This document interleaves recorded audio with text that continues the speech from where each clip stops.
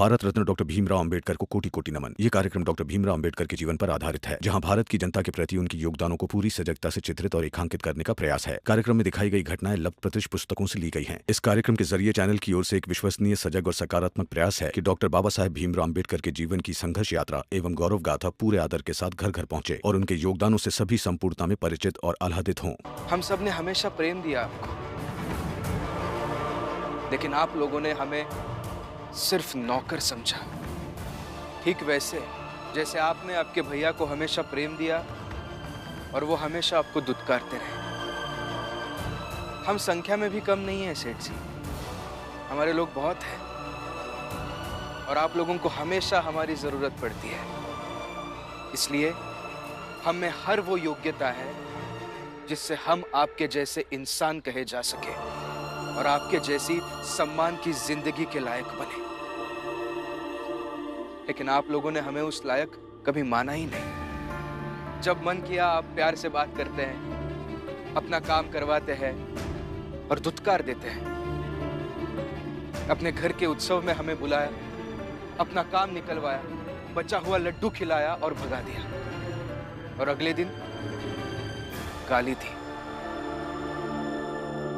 फिर हमारे लोगों को यह समझ नहीं आता सेठ जी कि ज्यादा मीठा वो लड्डू था या ज्यादा कड़वी आपकी गाली।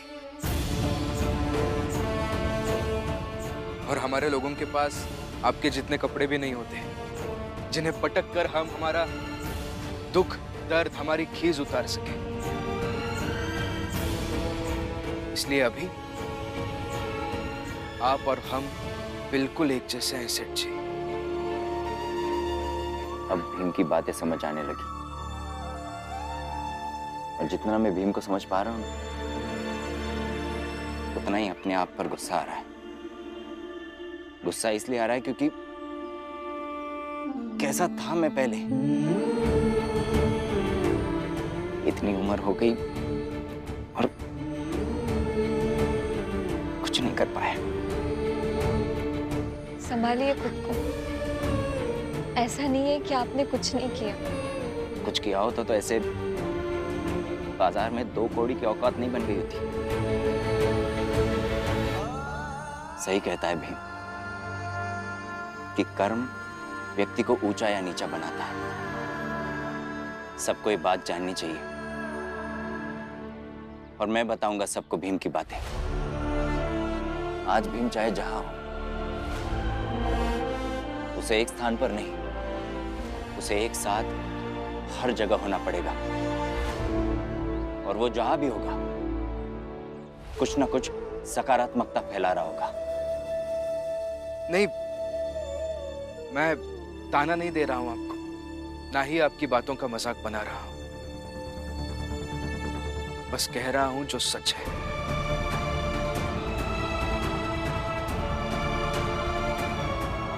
और अगर आप बुरा नहीं मानेंगे तो एक आग्रह करना चाहता हूं आपसे। जिस तरह से हम सदियों से लड़ते आए हैं और समाधान ढूंढते आए हैं ना, आप भी उसी तरह से समाधान ढूंढिए। जाओ ऑफिस, चले जाओ।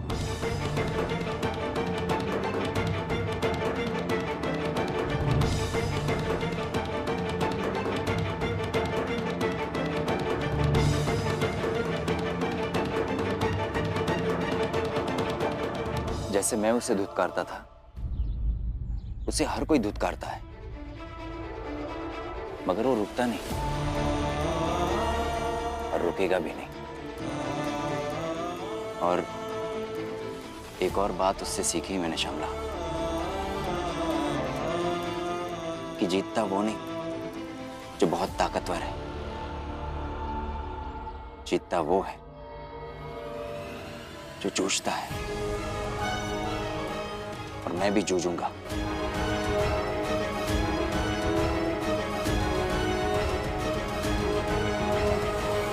वैसे मैं आपको अंगूठी पहना दूं?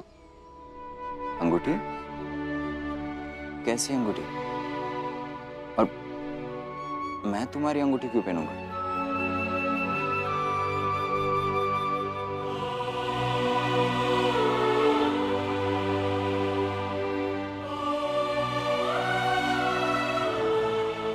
पत्नी का पति को प्यार वाली अंगूठी।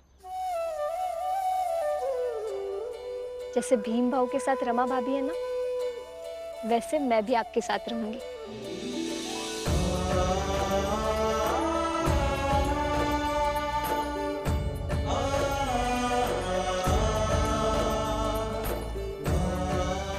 ये लीजिए, चाय पीजिए।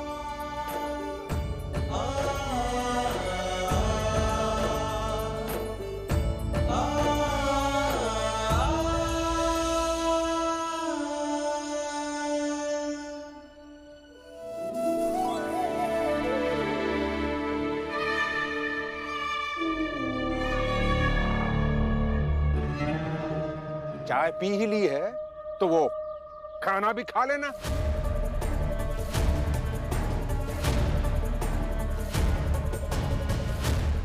शिशुपाल, वो तू ही था ना? हा?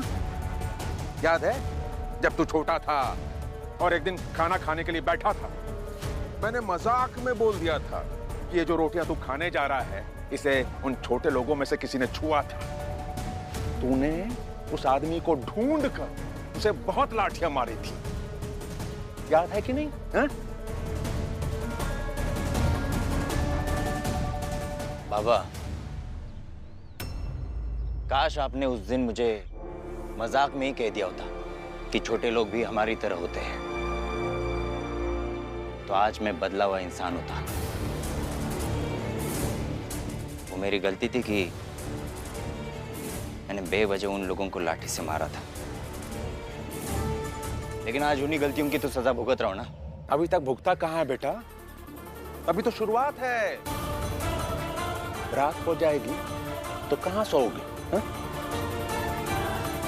इस भ्रम में तुम दोनों बिल्कुल भी मत रहना कि गलती से भी मैं तुम दोनों को घर में घुसने दूंगा। बिल्कुल नहीं। चाय की दुकान पर ही भ्रम टूट गया बाबा। आप अपनी चेन और अंगूठी संभालिए, गृहस्थी हम संभाल लेंगे।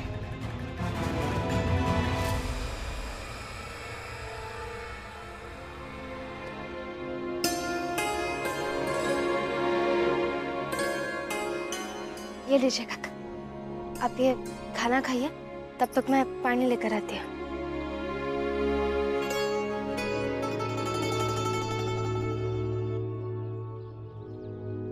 सुने हैं कि मुफ्त के रोटी का स्वाद बहुत मीठ होता है।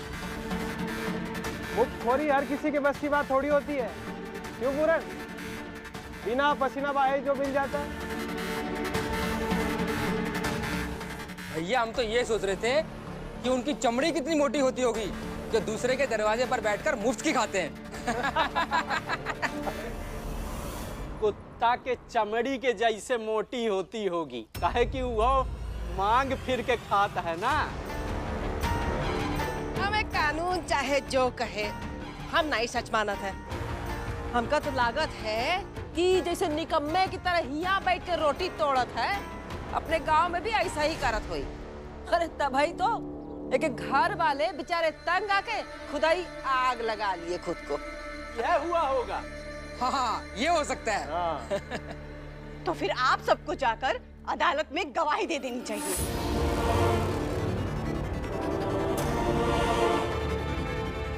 मुफ्त का थोड़ी खाते हैं शोभा, मेहनत करते हैं और काम वाम छोड़कर थोड़ी कोर्ट के चक्कर लगाएंगे।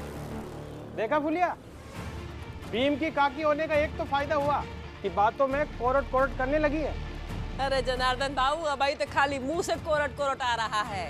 अब क्या पता, अरे मन ही मन इस सपना भी देखे लगी हो, अपने वो होनहार लड़का दीपक के जज बनाए का सपना।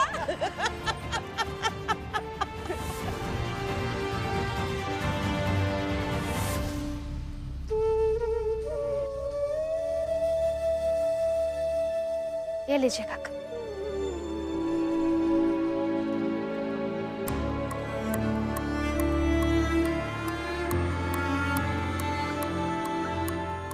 रमा, मैं ये खाना नहीं खाऊंगा।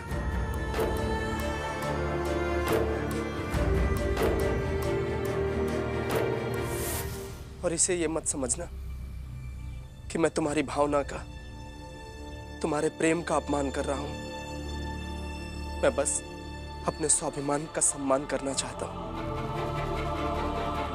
मैं जा रहा हूं काम ढूंढने। जब मुझे काम मिल जाएगा तो मैं आकर खाऊंगा।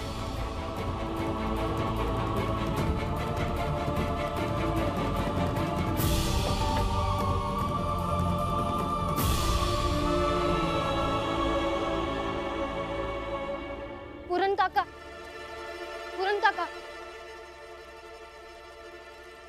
काका क्या हुआ है? इन लोगों ने कुछ कहा क्या आपको? नहीं रमा, मैं बस जा रहा हूं, काम ढूंढ कर आ जाऊंगा। काका ऐसे खाना छोड़कर मत जाइए। मैं अपने ऑफिस में आपके लिए बात करूंगी। नहीं रमा, मैं ढूंढ लूंगा, तुम परेशान मत हो। काम ढूंढकर मैं आ जाऊंगा। काका, काका रुकिए तो सही। नहीं रुकेंगे रमा। रमा, उन लोगों ने ऐसी बातें की है कि कोई भी घायल होकर तड़प उठे।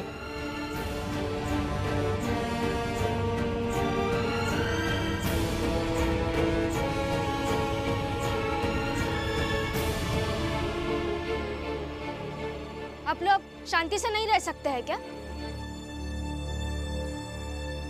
आप लोगों को उनसे कोई लेना देना नहीं है ना?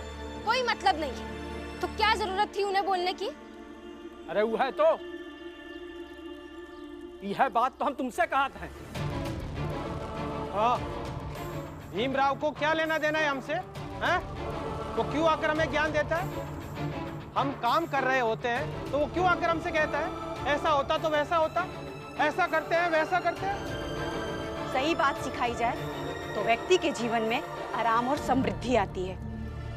और अगर आप लोगों की जैसी बातें सिखाई जाए ना, तो ऐसे खाता हुआ इंसान खाना छोड़कर भाग जाता है। अरे कुछ तो शर्म करो आप लोग। काहे शर्म करे? बहुत जुबान चलने लगी तुम्हारी। सब देख रहे हैं हम।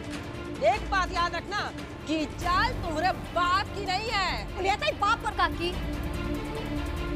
शांत रहिए, शांत रहिए फुलिया का क्या?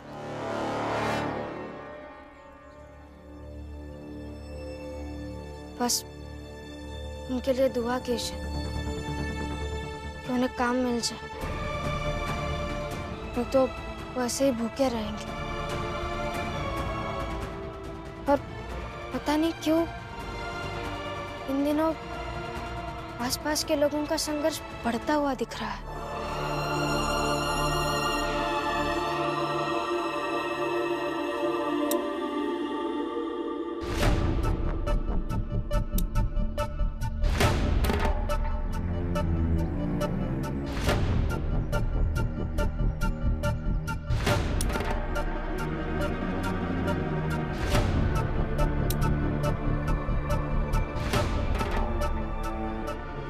खाना तो खा लिया, अब रात को सोओगे कहां? उस भीमराव के घर, तो उसी के जैसा बन भी जाना। चले जाएंगे बाबा तो भीम रख लेगा, मगर जाएंगे नहीं। मुझे यही रहना है। कहा तो था कि क्यों आपके पास रहना है मुझे। हम यहाँ अपनी एक झोपड़ी बना लेते हैं। खबरदार! जो एक दिन का भी उठाया तो तुम दोनों को हर चीज से निकाल दिया है मैंने। नहीं लेंगे बाबा आपका कुछ भी, बल्कि हम भी जा रहे हैं यहाँ से कुछ ढूंढने। जैसे भीम जैसे लोग जोड़ जोड़ कर सब कुछ बना लेते हैं ना, वैसे ही हम भी बनाएंगे। चलो शमला। अरे बड़ी बड़ी बातें बोल रहा है उस भीमराव की तरह। 4 कदम चलेगा ना तो धड़ाम से गिरेगा मुंह के बल।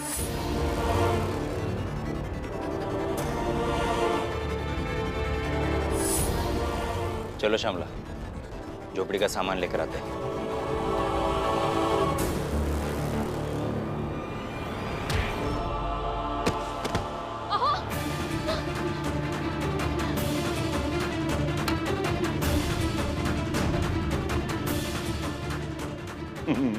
क्या था ना बेटा, 4 कदम चलोगे तो धड़ाम से गिर पड़ोगे, गिरेगी नहीं।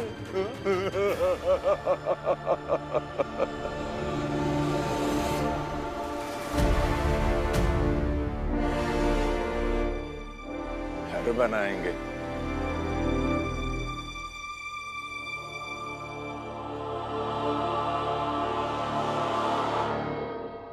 बाबा, भीम मेरी प्रेरणा है। वो न जाने कितनी बार गिरा है और उठकर आगे बढ़ा है। वैसे ही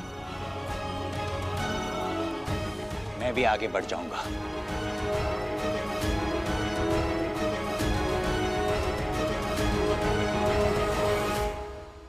चलो श्यामला।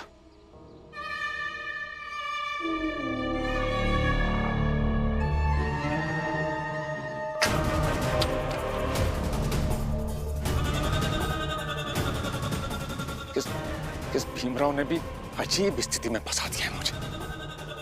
बाप होकर बेटे के सामने मुसीबतें खड़े कर रहा हूं। क्या करूं? नहीं करूंगा तो भीमराव जीत जाएगा।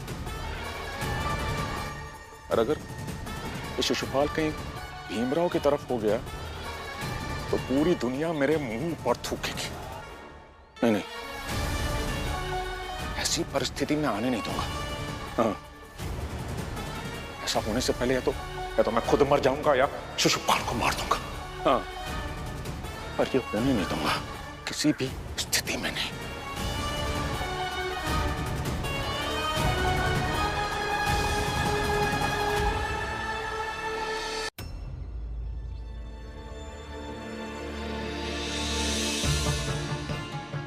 लीजिए, हो गया लोहा, इसे घर ले जाइए। हम ले जाएंगे इसे। तुम पहुंचाओ घर पे, मैं जाता हूं दुकान पे।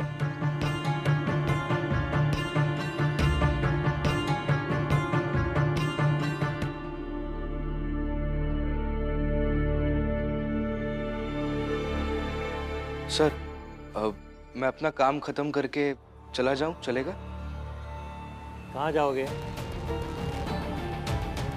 शिशुपाल जी और श्यामला अपनी जिंदगी बसाने की कोशिश कर रहे हैं।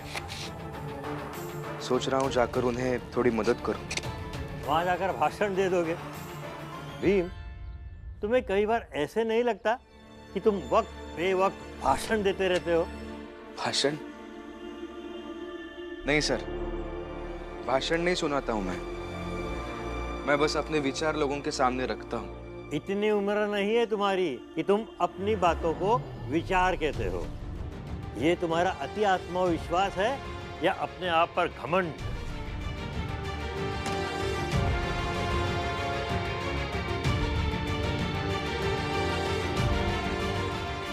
एक बात कहूं सर, जब मेरी आई भीमाबाई जिंदा थी ना, तब एक बार आई और मेरी बहन घर में साग चुन रही थी और मैं बाहर किसी से बहस करके घर में आया। तब आई ने कहा, भीवा, व्यक्ति को सिर्फ बोलना नहीं चाहिए, कहना चाहिए। कहने से व्यक्ति का जीवन प्रभावी और संतुलित बन जाता है। मैं बहुत छोटा था, मुझे कुछ समझा नहीं। मैंने पूछा कि आई, बोलने और कहने में इतना फर्क ही क्या है? तब आई ने समझाया था कि कहना मतलब लोगों के सामने अपने विचार रखना। तो अगर तुम कुछ कहना चाहते हो तो सबसे पहले विचारों को इकट्ठा करना होगा।